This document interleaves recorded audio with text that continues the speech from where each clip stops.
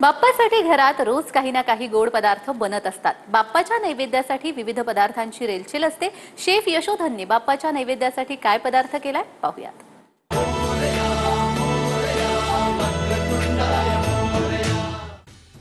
नमस्कार, नैवेद्य स्पेशल मध्ये मी जानवी सावंत आपल्या सर्वांचं स्वागत करते। आपल्या सोबत आहेत शेफ यशोधन देशमुख, तुमचं खूप खूप स्वागत। धन्यवाद। आपण बघतोय गणेशोत्सवाची धामधूम सगळीकडे सुरू आहे आणि त्या निमित्ताने प्रत्येक घरामध्ये काही ना काही गोडाधोडाचे पदार्थ बनतात। नक्कीच। मात्र त्याला आपण बघतो की बहुधा सगळ्याच ठिकाणी एक पारंपरिकतेचा टच असतो।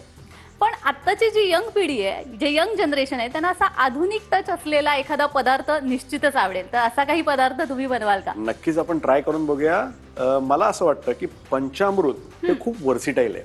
हो, 5 चवींचा संगम, बरोबर आहे। आणि ह्या सगळ्या चवींचं अमलगमेशन किंवा ह्या सगळ्या चवींचं एकत्रीकरण जे आहे ते अतिशय सुंदर आहे। हो, याचाच वापर करून आज आपण ट्रेस लिचीस बनवूया। वाव, म्हणजे हे काहीतरी भन्नाट असणार आहे। 100% मला चाखायला नक्कीच आवडणार आहे। नक्कीच। चला तर मग तयारी करूया। येस येस, तर आपलं ट्रेस लिचेसचं साहित्य आलेलं आहे। येस, तर कृतीला सुरुवात करूया। नक्कीच सुरुवात करूया आपण पहिल्या स्पॉन्ज पासून, बरोबर। आपल्याला हवा असल्यास आपण रेडीमेड स्पॉन्ज सुद्धा वापरू शकतो, पण आपण पंचामृताचा फ्लेवर त्याच्यात देणार आहोत।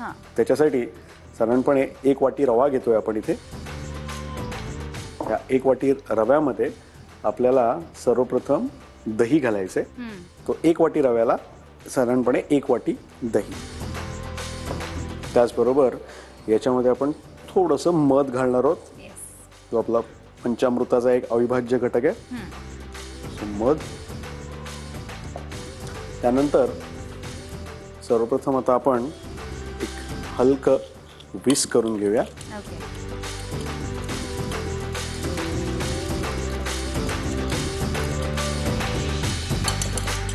आणि या बेस फ्लेवर मध्येच आपला स्टार घटक, सगळ्यांच्या आवडता, महाराष्ट्राचा लाडका गोवर्धन घी, या तुपामुळे एक रिचनेस त्या स्पॉन्जला येईल।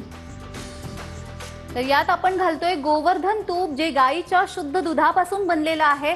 त्यामुळे यंदाचा गणेशोत्सव आपण साजरा करूया गोवर्धन तुपासोबत। थोडंसं फेटून झालंय आता। याच्यानंतर आपण याच्यात आता थोडंसं दूध घालणार आहोत, बरोबर। आपण ऑलरेडी मध घातलेला आहे, त्याच्यामुळे साखर आपण अतिशय बेताची घालणार आहोत।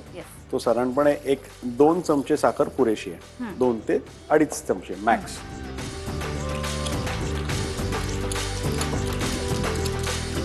आता तू बघू शकतेस की साखर ऑलमोस्ट विरघळली आहे, बरोबर। सगळ्या गोष्टी एकजीव झालेल्या आहेत। रवा आता थोडासा फुलायला लागलेला आहे। आता या स्टेजला आपण याच्यामध्ये थोडासा बेकिंग सोडा, साधारणपणे 1-2 चिमूट, आणि त्याचबरोबर थोडीशी बेकिंग पावडर, या दोन्हीचा वापर करणार आहोत। आता हे घातल्यानंतर आता आपण छान फेटून घेऊया। हा केक जो आहे हा आपल्याला 180 डिग्री सेल्सिअस प्री हिटेड ओव्हनमध्ये बेक करायचा आहे।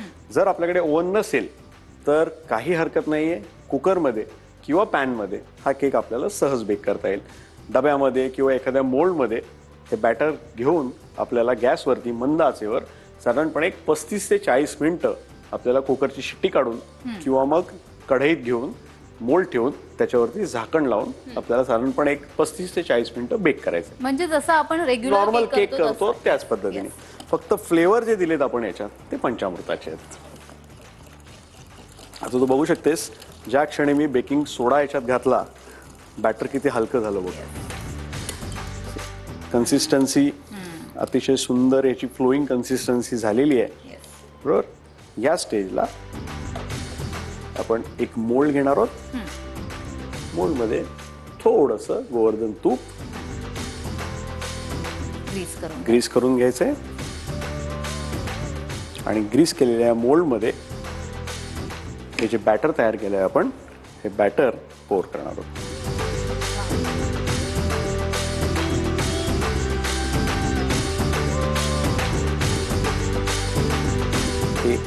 तू बघू शकतेस छान हे जे बबल्स दिसत आहेत, हे बबल्स आपल्याला बेकिंग सोड्यामुळे आलेले आहेत। लगेचच आता आपण हा बेकिंगला टाकूया आणि त्याच्यानंतर ट्रेस लिचेसचं जे सिरप किंवा दूध आहे ते बनवूया. ओके. सो आता केक आपण ओव्हनमध्ये ऑलरेडी ठेवलेला आहे. साधारणपणे 30-35 मिनिटात तो तयार होईल. तोपर्यंत आपण हे ट्रेस लिचेसचं जो फ्लेवर्ड मिल्क आहे ते बनवणार आहोत. आणि आजचा आपला फ्लेवर आहे पंचामृत. बरोबर. त्याच्यासाठी सर्वप्रथम आपण दूध घेऊया.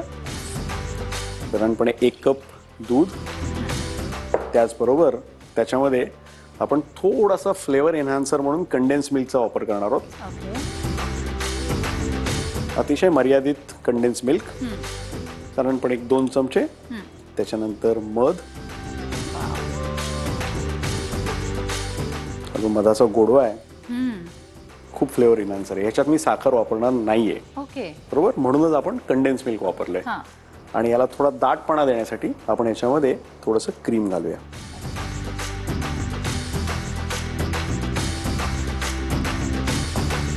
आणि आता हे सगळं पण छान मिक्स करून घ्यायचं आहे. सो आता आपण हे सगळं व्यवस्थित विस्क करून घेतलेलं आहे. सो आता केक लवकरच तयार होतोय. दूध ऑलरेडी तयार आहे. झाला एकदा केक की ट्रेस लिचेस आपण छान असेंबल करूया आणि मस्तपैकी सर्व करूया. केक तयार झालेला आहे. हे जे दूध मगाशी आपण फ्लेवर्ड मिल्क तयार केलेलं आहे हे फ्लेवर्ड मिल्क सर्वप्रथम आपण या टॉप लेअरला थोडंसं ॲब्झॉर्ब करू द्यायचं आहे.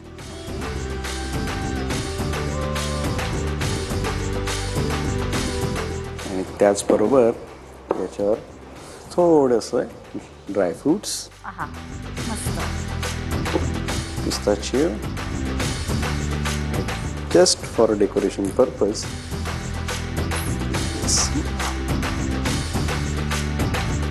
And we have done. Yes.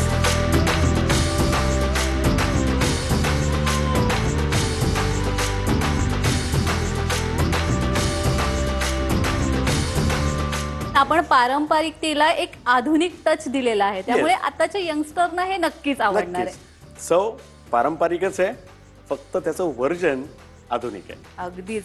खूप मस्त दिसते ही रेसिपी आणि खायला सुद्धा तितकीच चविष्ट असणार आहे. इतकी सुंदर रेसिपी केल्याबद्दल खरंच खूप धन्यवाद. थँक्यू. आणि अर्थात या गणेशोत्सवानिमित्त गोवर्धन कडून एक छानशी भेट. थँक्यू. आता वेळ झालीये सोसायटी कडक डस्ट चहा घेण्याची. चहा सोबत घेऊया एक छोटीशी विश्रांती. तुम्ही कुठेही जाऊ नका. पाहत रहा TV9 मराठी. बाप्पा मोरया.